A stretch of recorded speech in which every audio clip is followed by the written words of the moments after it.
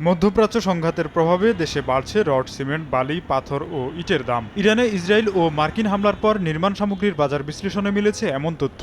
সব company cement syndicate করে দাম বাড়ছে, অজুহাতে ক্লিন কার্ড নাই, যুদ্ধের জন্য ওইটার সমস্যা, এটার সমস্যা। বালি, ইটা, তারপর আমাদের যত পাথর, এগুলো সব আমাদের দাম বাড়ানো দিয়েছে কোম্পানি। গেল 2 সপ্তাহে সবচেয়ে বেশি প্রতি টনে রডের দাম বেড়েছে 10 থেকে 12,000 টাকা, যেখানে 75 গ্রেডের রডের দাম প্রতি টন মধ্যপ্রাচ্য সংঘাত শুরুর আগে ছিল 80 থেকে 83,000 টাকা। বর্তমানে তা বিক্রি হচ্ছে 90 থেকে 96,000 টাকায়। আর 60 গ্রেডের রডের দাম বেড়েছে 10,000 টাকা পর্যন্ত। যেটা আমরা 90 টাকা 89 টাকা বিক্রি করতাম, জাস্ট এক সপ্তাহের কারণে আমাদের রেটটা মিনিমাম 6 টাকা 7 টাকা বাইরে গেছে। একদম স্লো হয়ে গেছে বেচা কিনি, তবে এখন 90 টাকার উপরে। এখানে গাড়ির ক্রাইসিস আছে, তেলের ক্রাইসিস আছে, মিল ফ্যাক্টরির অনেক ঝামেলা আছে, এই নিয়েই আর কি আমাদের আর কি, কিন্তু সেল নাই আমাদের, বিক্রি কিনে অনেক কম।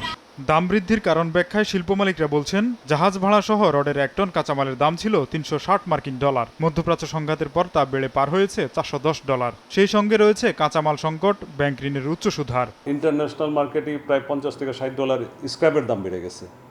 তো আমাদের লোকালিও দাম বেড়ে গেছে। মার্কেটে তো মজুদ স্টক নাই, আগের মতো শিপব্রেকারও অ্যাভেলেবেল না।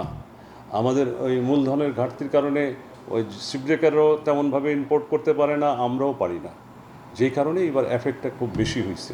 রড, সিমেন্ট সহ নির্মাণ সামগ্রীর দাম বৃদ্ধির কারণে দুশ্চিন্তায় পড়েছেন আবাসন খাতের ব্যবসায়ীরা। ডিজাস্টার চলতেছে এই সেক্টরে।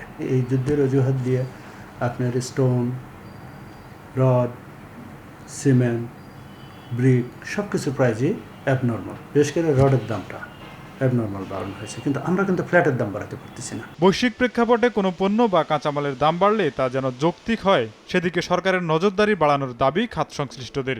রড সহ সব ধরনের নির্মাণ সামগ্রীর দাম বেড়ে যাওয়ায় প্রভাব পড়েছে আবাসন খাতে, যার ফলে এই খাত সংশ্লিষ্ট হাজার হাজার মানুষ বেকার হয়ে পড়ার শঙ্কা তৈরি হয়েছে। তোফাজ্জল হোসাইন, সময় সংবাদ, ঢাকা।